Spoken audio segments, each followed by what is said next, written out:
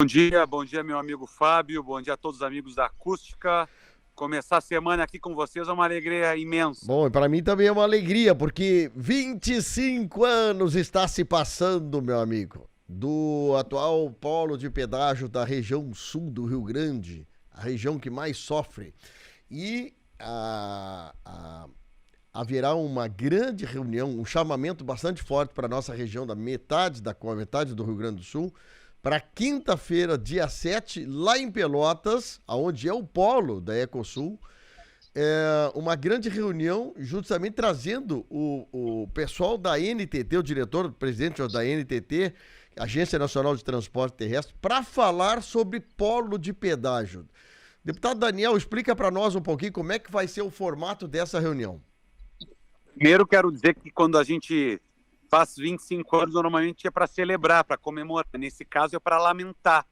Nesse caso, é para a gente ficar triste aí. 25 anos de concessão que não favorece a nossa região. Uma quinta-feira, dia 7 de dezembro, no auditório do Sicredi em Pelotas, estaremos fazendo uma audiência pública com o diretor-geral da NTT, o senhor Rafael Vitali. Normalmente, essas audiências públicas, com a presença da NTT, acontecem em Brasília.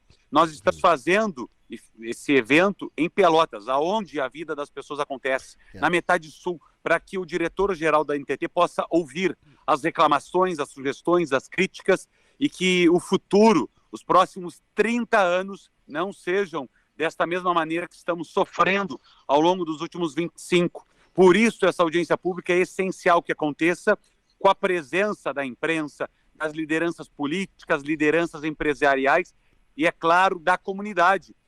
Quem não participar agora, não adianta reclamar depois. Quem não participar agora, não adianta chorar depois.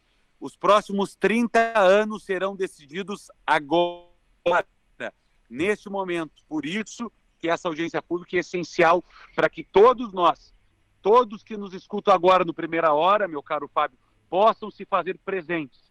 Posso estar lá, levando a sua sugestão, a sua reclamação. Todos nós pagamos o preço alto do retrocesso, porque o valor do pedágio está embutido em tudo. No valor que nós pagamos no produto que está na prateleira do supermercado, na prateleira da farmácia, no valor da passagem do ônibus de Pelotas até Camaquã, de Camaquã até Rio Grande, seja lá a viagem que for. São 5 praças de pedágio que hoje nós temos no polo rodoviário da nossa metade sul. E nós precisamos justamente compreender que para que este pedágio possa ser reduzido, nós precisamos dessa mobilização.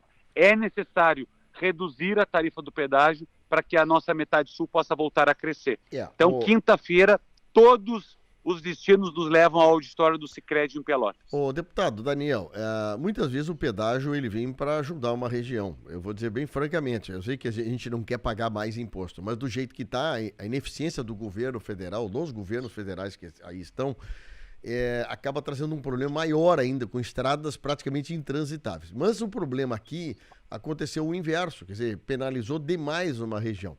Esse final de semana eu estava falando com um amigo que gosta muito de ir pro cassino. O veraneio dele é no cassino, tá? Então, às vezes a família fica lá 15 dias, ele vai final de semana, ou às vezes ele vai toda semana para lá. Diz ele, Fábio, é impossível tu querer gerar um trânsito de pessoas aqui da região sul para a praia do cassino. Um dos motivos é o problema do pedágio.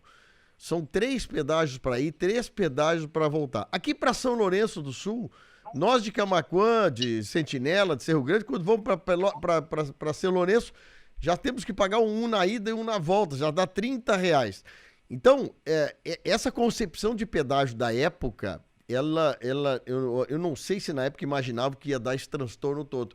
Mas agora, com a presença do diretor-geral da NTT, eu queria te perguntar o seguinte, que aí vem a grande dúvida. Não é somente o polo de Pelotas que nós vamos ter que tratar nos próximos anos, né, deputado? Nós temos a BR-116, aonde está a nossa região Porto Alegre, Camaquã, contemplada, a 290 contemplada, ponte que atravessa lá para o lado de lá do Guaíba. Quer dizer, eu acho que agora a vinda dele é justamente para tentar nos mostrar um novo ensaio do que vem por aí pela frente, né? O primeiro ponto é verdade aí, né, que a gente coloca, né? O pedágio é um mal necessário. Eu sou a favor que nós tenhamos pedágios, mas de acordo com uma realidade socioeconômica. O pedágio tem que favorecer o crescimento, tem que favorecer a competitividade de uma região, e não ao contrário, não colocar um freio de mão, um cadeado para praticamente fechar uma região que não possibilita crescer.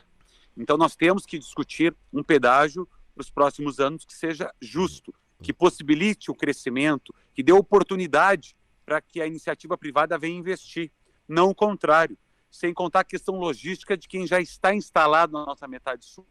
Então hoje nós temos 5 praças de pedágio, né? Nós temos 3 na BR-116 e 2 na BR-392, e agora uma nova discussão também de novas praças de pedágio ao longo da BR-116 a 290. Nós temos que discutir de forma muito clara e transparente qual é o pedágio que pode favorecer aos interesses da metade sul do estado. Nós não somos contra o pedágio, nós somos contra a quantidade de pedágio, principalmente ao valor da tarifa. Hoje o pedágio que nós temos aqui na metade sul é o pedágio mais caro do Rio Grande do Sul, um dos mais caros do Brasil. Que tenhamos pedágio, mas não com esse preço abusivo, com um contrato ultrapassado, que não cabe nos modelos atuais e que não cabe no bolso do desenvolvimento de quem passa pelas cancelas, porque todos pagam.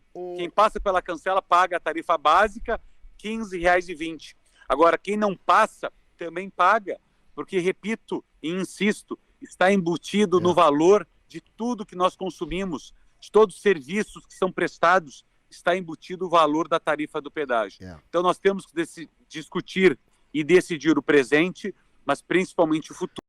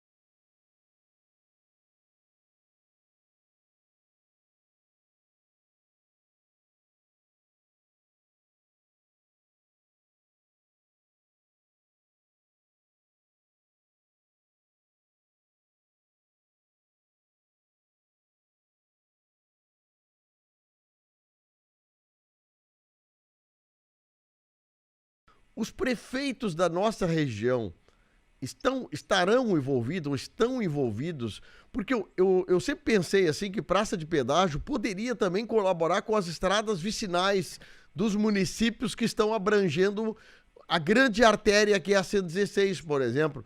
Eu não sei como é que você pensa nesse assunto, se há uma motivação política de prefeitos e vereadores a participarem dessa audiência, deputado. O convite foi feito a todos e é importante porque essa pauta, né, Fábio, ela não é do deputado Daniel. Essa pauta não é de um ou de outro, essa pauta é de todos nós.